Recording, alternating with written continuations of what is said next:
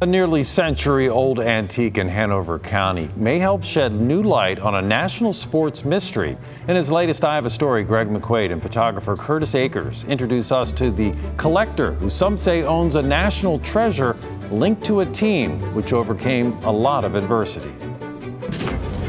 Well, this is the ticket room. Let's find some tickets. Pick out an item. Here we have the last game played, baseball game ever played at the Polo Grounds for the New York Giants, 1957.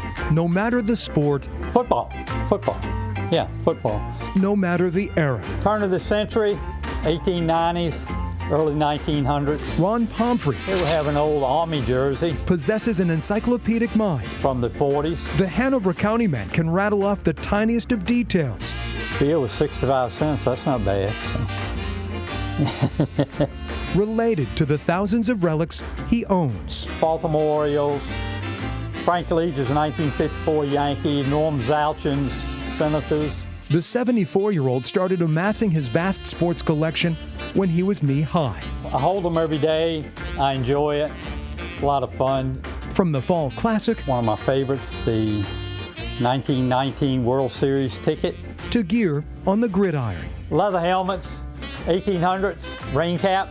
For this collector, authenticity is paramount. Oh no, everything in here is game used. You ought to know that.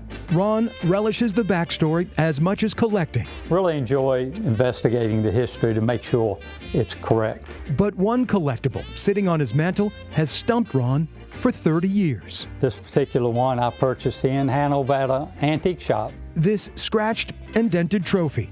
West Point Football League Championship, 1929. 9 decades old. It was $100, and that was a lot of money for me back 30 years ago. Still is. Mystery has surrounded the memento until now. Just the uniqueness of it. I hadn't seen a true full-size football trophy. Ron posted a picture of the well-worn keepsake online this spring. And it was just totally by chance.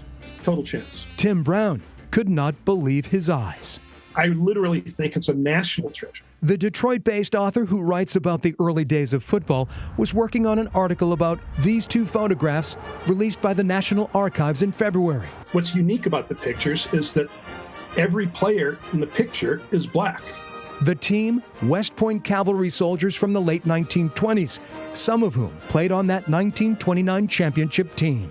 Yet West Point did not have black players until 1966. Segregation prevented these cavalrymen from playing with cadets, so they formed their own team. This was an opportunity for them to be treated equally.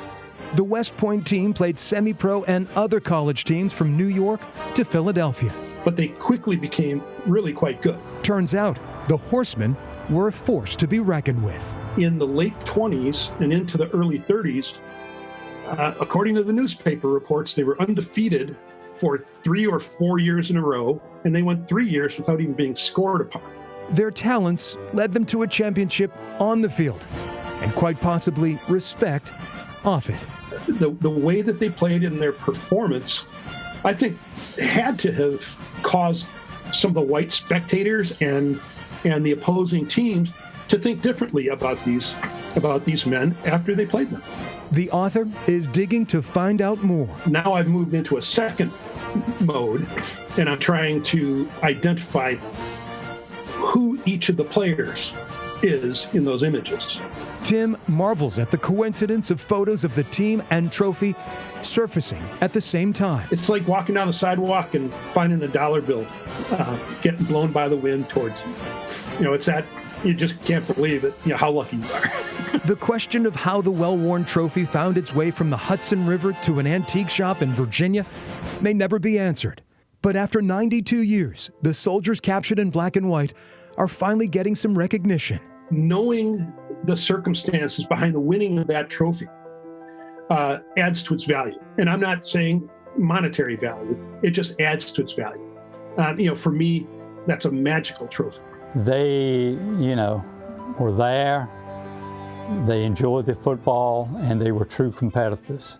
So they showed what they could do. As for Ron Pomfrey, I looked for the trophy in some of the pictures, didn't see it. He takes pride being the steward of such a rare piece of sports history. Very interesting. Add to the mystique again of what we have here. One of his most prized possessions just grew more special. Oh yeah. Love it. Because he can now fill in the blanks, just not the dents. Well, indeed it is, and the more history that we can find, the more knowledge we can obtain. We'll take care of it, we'll cherish it, and we'll spread this story.